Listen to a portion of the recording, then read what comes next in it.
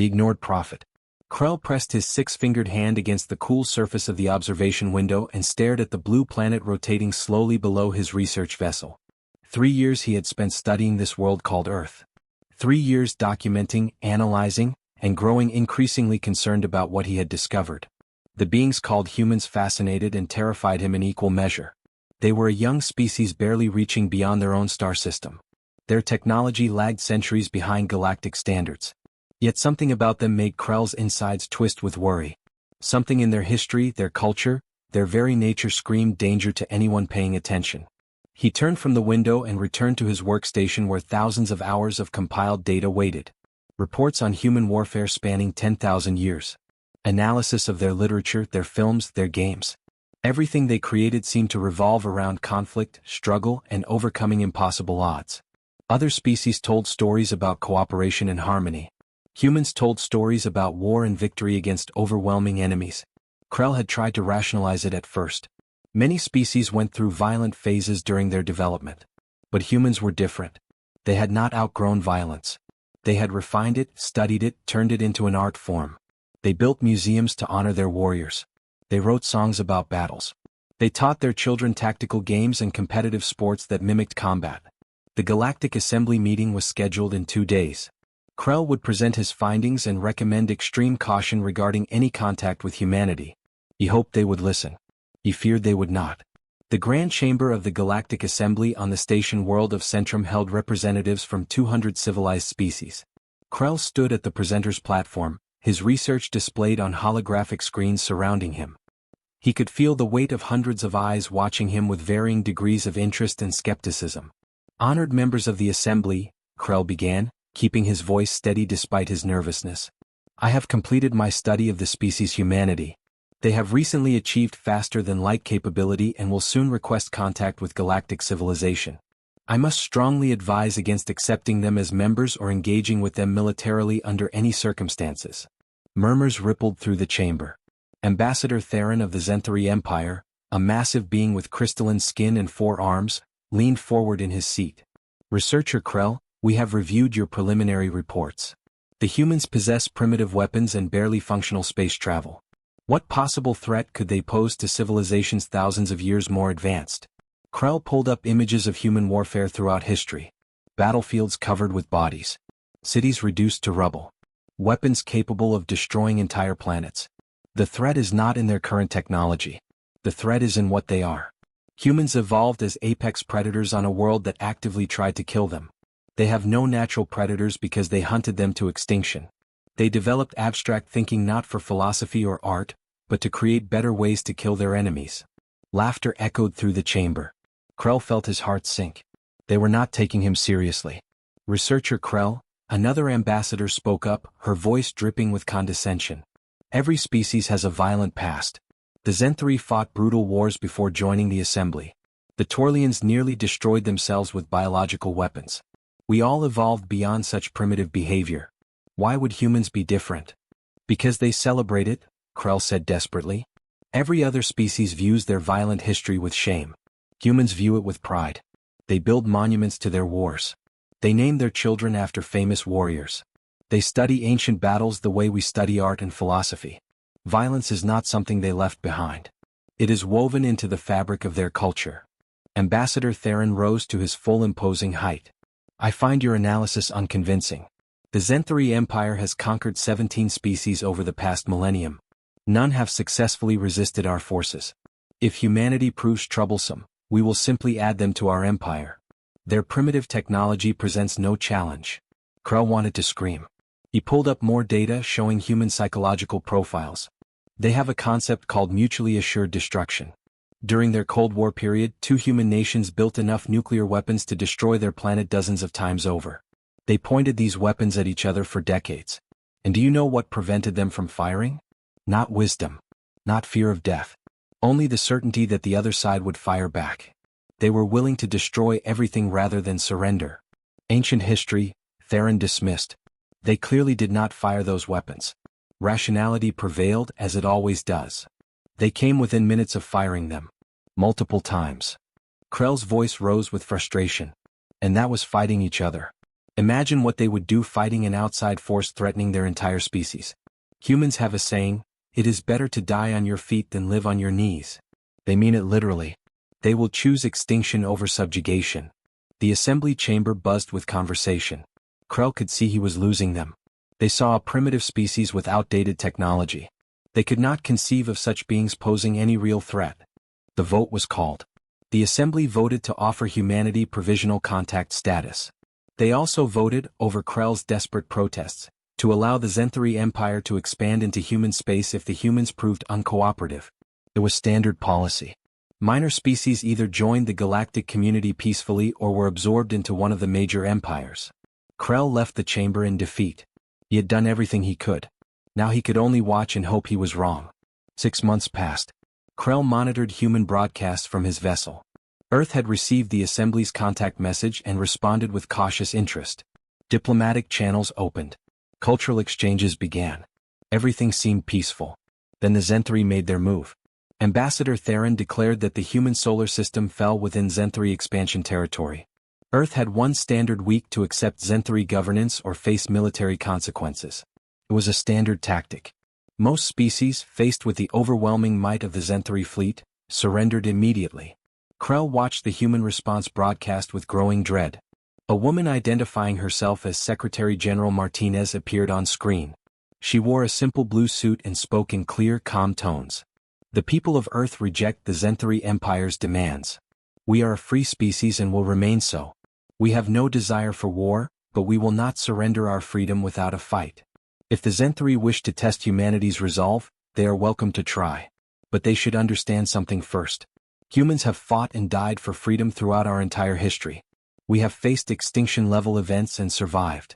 We have fought wars that killed hundreds of millions and rebuilt. We do not know how to quit. We only know how to fight until we win or until there is nothing left to fight for. Choose wisely. The broadcast ended. Krell felt cold spreading through his body. He recognized that tone. It was not bravado or bluffing. It was a simple statement of fact delivered by someone who absolutely believed every word.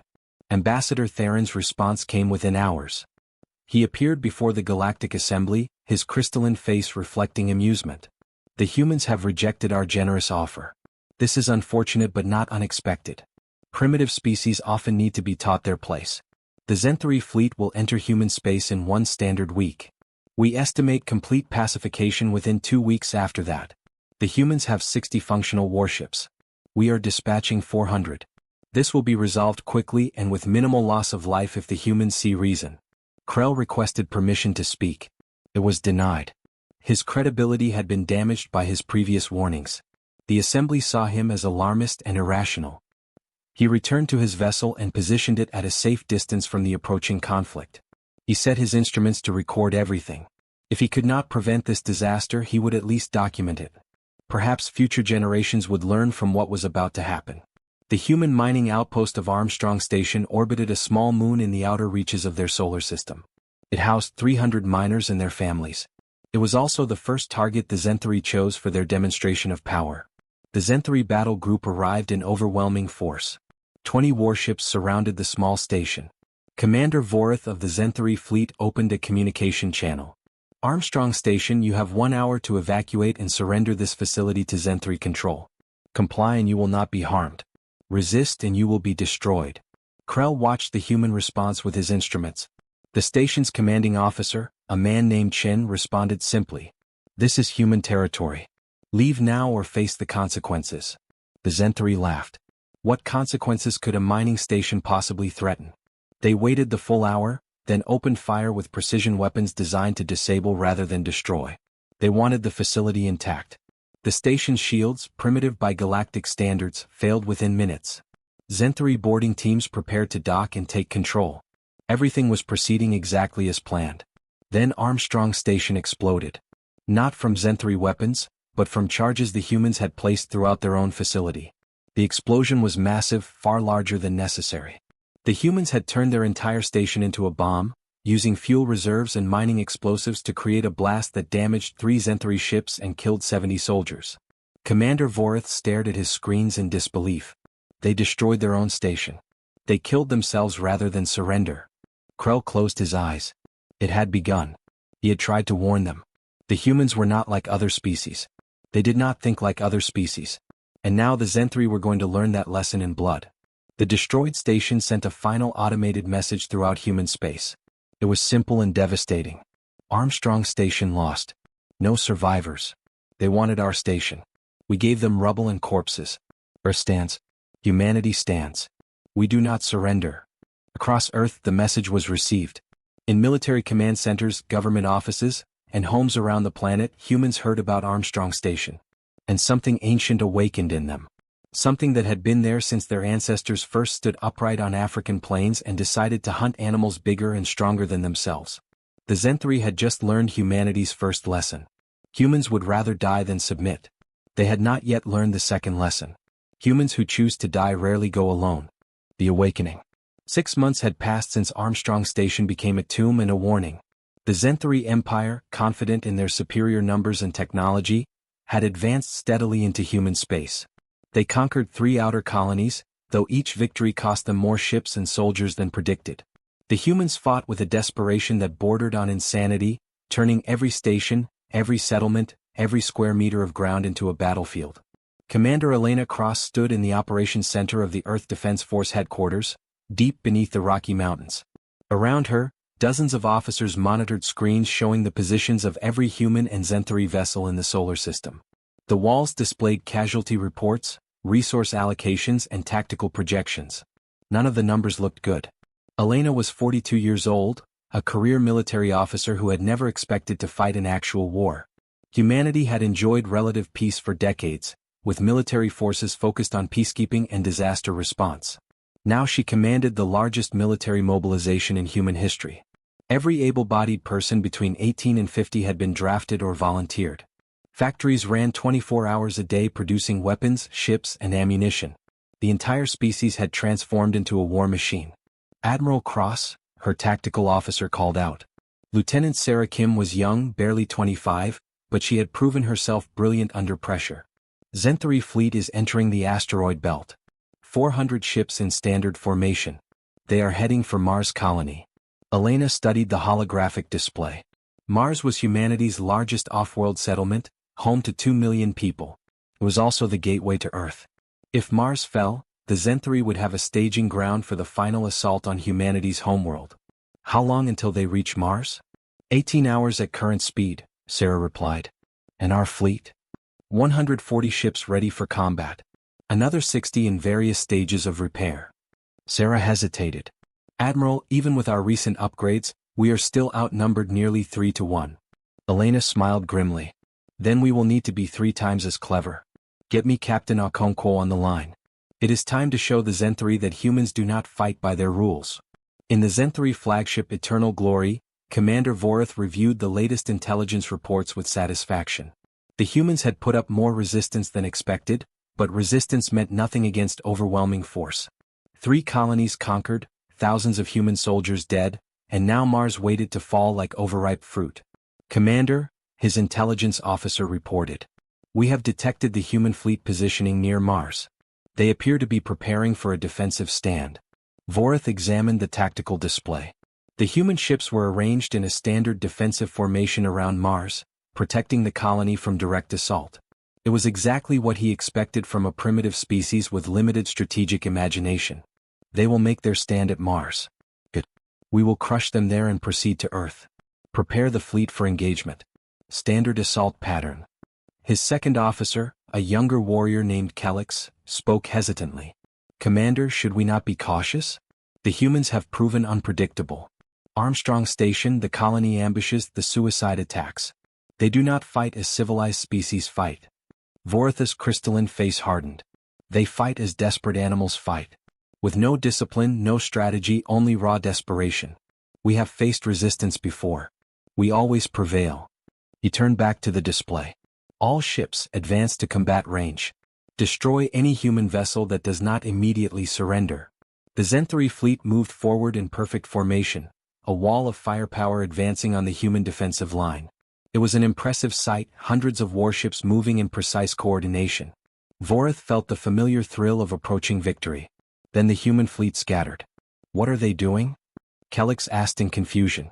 The human ships broke formation and accelerated in different directions, some toward the Zenthari fleet, others away, still others sideways into the asteroid belt. They are retreating in chaos, Vorith said confidently. Pursue and destroy them. Do not let them escape. The Zenthari fleet broke formation to chase the fleeing human vessels.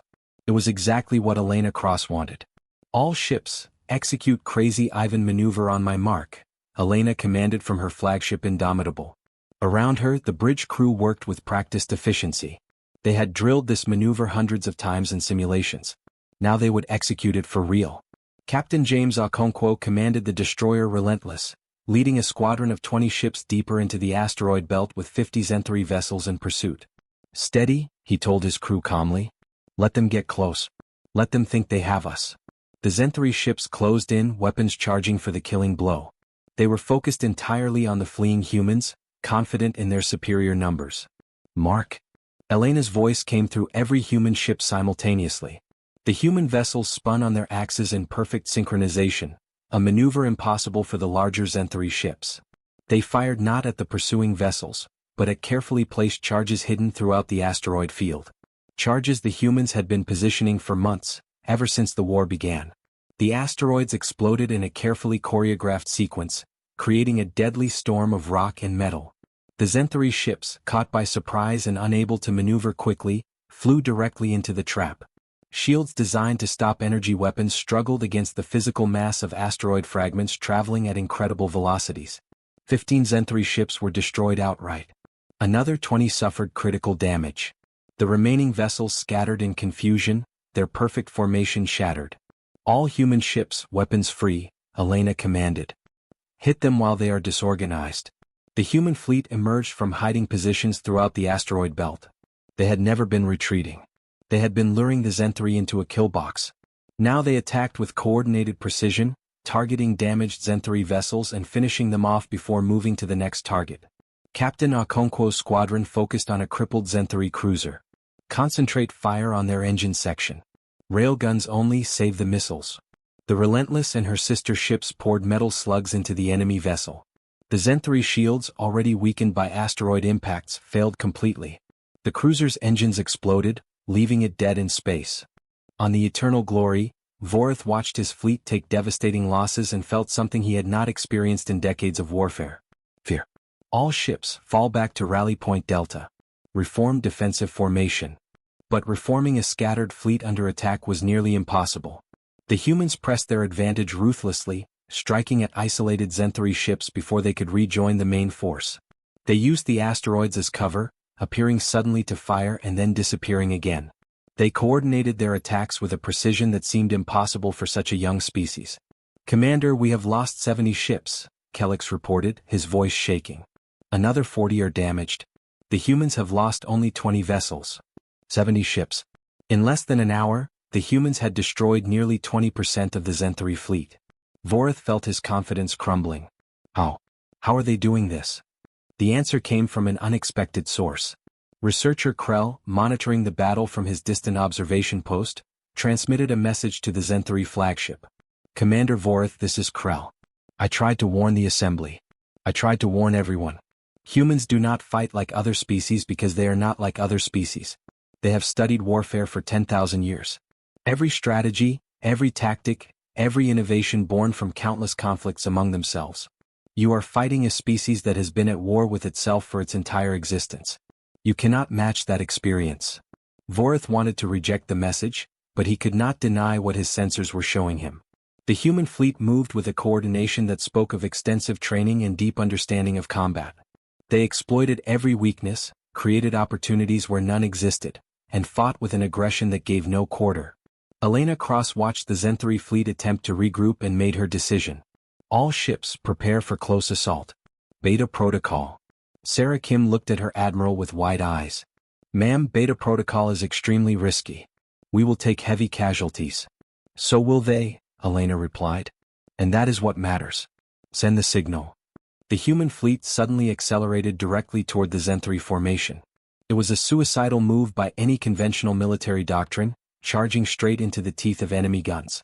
The Zenthari opened fire with every weapon they had, confident that the humans were making a fatal mistake. But the human ships did not try to evade. They took the hits on their forward shields and kept coming. When their shields failed, they kept coming. When their armor was breached, they kept coming. Because the human plan was not to survive the charge. It was to get close enough that Zen 3-point defense systems could not target them effectively. The human ships crashed into the Zen 3 formation like battering rams. Some actually rammed enemy vessels, their crews accepting death to take out a larger target. Others fired every weapon at point-blank range, where Zen 3 shields were less effective. It was brutal, chaotic, and absolutely devastating. Captain Okonkwo's Relentless lost her forward section to a Zen 3 plasma cannon. Emergency bulkheads sealed automatically, saving most of the crew. Okonkwo pulled his ship alongside a Zen 3 destroyer and kept firing even as his vessel broke apart around him. All hands abandoned ship. Transfer to lifeboats. He stayed at his station, manually targeting the destroyer's bridge, and fired until his weapons went offline. Then he fired the ship's self-destruct, taking the Zen 3 destroyer with him. Across the battlefield, similar scenes played out. Human crews fought until their ships were destroyed, then evacuated or died trying. They showed no fear of death, only determination to take the enemy with them. Vorith watched the carnage with growing horror. The humans were not just willing to die. They were weaponizing their willingness to die. Every human ship that went down took at least one Zen 3 vessel with it, often more. The exchange rate was unsustainable. "Commander, we must retreat," Kellex pleaded. "We have lost 130 ships. The fleet is breaking apart." Vorith felt his pride warring with his survival instinct. To retreat was to admit defeat. To admit that a primitive species had bested the mighty Zen 3 empire. But to stay was to watch his entire fleet die. All ships, emergency jump to home territory. Execute immediately. The surviving Zen 3 vessels activated their faster-than-light drives and fled. They left behind 130 destroyed ships and thousands of dead soldiers. The humans had lost 60 vessels and thousands of their own dead. But they had won. Elena Cross stood on the bridge of the Indomitable, watching the Zen 3 flee, and allowed herself one moment of satisfaction. Then she turned to her crew. "Damage report. Get rescue teams to all survivors, ours and theirs. Send a message to Earth. Mars is secure. The Zen 3 have been turned back." Cheers erupted throughout the operations center. But Elena did not celebrate. She knew this was only the beginning. The Zen 3 would return with more ships, better tactics, and a newfound respect for human capability. But they would also return with fear. And fear made people dangerous. On his observation vessel, Krell watched the battle's aftermath and felt vindicated and horrified in equal measure. He had been right about humans. They were extraordinary warriors, capable of tactics and sacrifices other species could not imagine. But being right brought no satisfaction.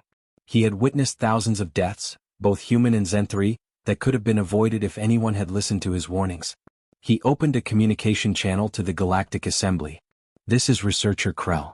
I am transmitting complete battle data from the engagement at Mars. I urge the Assembly to intervene before this conflict escalates further. The humans have proven they can fight. Now someone needs to give them a reason to stop fighting." In the Assembly chamber on Centrum, representatives watched Krell's transmission with shock. Ambassador Theron sat silent, his crystalline face reflecting the images of burning ships and dying soldiers. The invincible Zen 3 empire had been bloodied by a species with primitive technology and indomitable will. High Chancellor Vexus, leader of the Assembly, spoke into the silence. "It appears we gravely miscalculated. The question now is, what do we do about it?" On Earth, Elena Cross received new orders from the civilian government. Fortify Mars. Prepare for the next attack. And begin reaching out to the Galactic Assembly for mediation. Humanity had proven it could fight.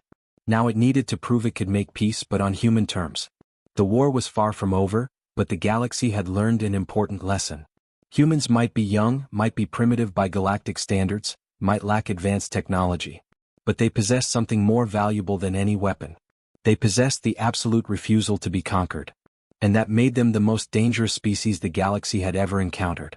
Commander Vorith sat in his quarters aboard what remained of his flagship and composed his report to the Zen 3 High Command. It was the most difficult thing he had ever written.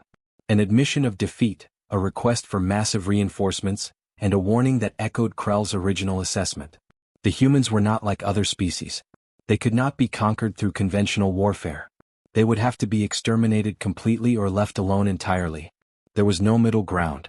As his report transmitted across the stars, Vorith wondered if his superiors would listen. Or would they make the same mistake the assembly had made, dismissing the human threat until it was too late? Only time would tell. But one thing was certain. The galaxy would never look at humanity the same way again. The laughing had stopped. Now came respect, earned through blood and sacrifice. And in the depths of space, on thousands of human ships and stations, soldiers rested and prepared. Because they knew the Zenthri would return. And when they did, humanity would be ready. Not because they were the strongest or the most advanced, but because they were humans. And humans never quit.